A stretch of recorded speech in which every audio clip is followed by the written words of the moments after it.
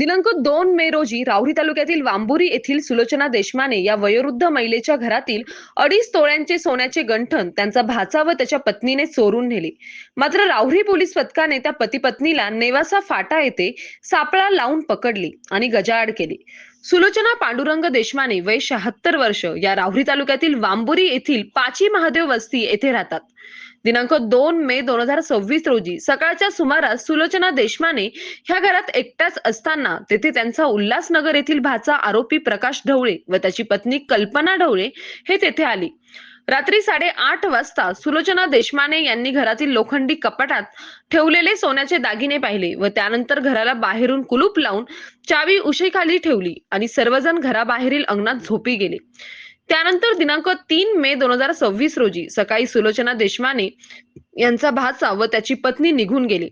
ते गेल्यानंतर सुलोचना देशमाने यांनी कपाटात ठेवलेले सोन्याचे दागिने पाहिले असता दागिने तेथे नव्हते. त्यांनी घरात दागिन्यांचा शोध घेतला, मात्र दागिने मिळून आले नाही. भाचा व त्याच्या पत्नीने सोन्याचे दागिने चोरून नेले अशी सुलोचना देशमाने यांची खात्री झाल्यानंतर त्यांनी राहुरी पोलीस ठाण्यात फिर्याद दाखल केली.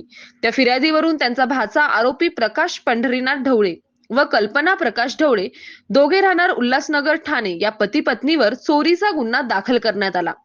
गुन्हा दाखल होताच राहुरी पोलीस पथकाने ताबडतोब आरोपींचा शोध घेण्याचे काम सुरू केले. आरोपींचा सुगावा लागताच पोलीस निरीक्षक संजय ठेंगे यांच्या मार्गदर्शनाखाली पोलीस हेड कॉन्स्टेबल अशोक जिने, पोलीस कॉन्स्टेबल चांद पठाण, पोलीस नाईक अशोक कुदळे, महिला पोलीस कॉन्स्टेबल शिवानी गायकवाड आदी पोलीस पथकाने नेवासा फाटा येथे सापळा लावला. त्यावेळी पळून जाण्याच्या तयारीत असताना दोघा पती पत्नीला पोलीस पथकाने ताब्यात घेऊन गजाआड केले. आरोपींना 24 तासाच्या आत गजाआड केल्याने राहुरी पोलीस पथकांचे सर्वत्र कौतुक होत आहे. सतीश फुलसौंदर सह राजेंद्र म्हसे, MS न्यूज 15 राहुरी. अशाच नवनवीन बातम्या पाहण्यासाठी चॅनलला सबस्क्राईब करा.